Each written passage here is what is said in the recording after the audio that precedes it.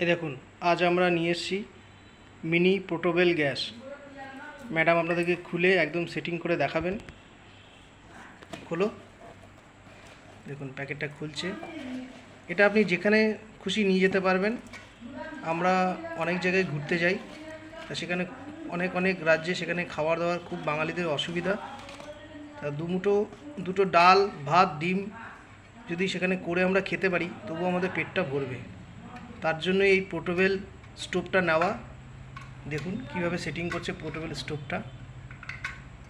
Dipanita madam করছেন পোর্টেবলটা।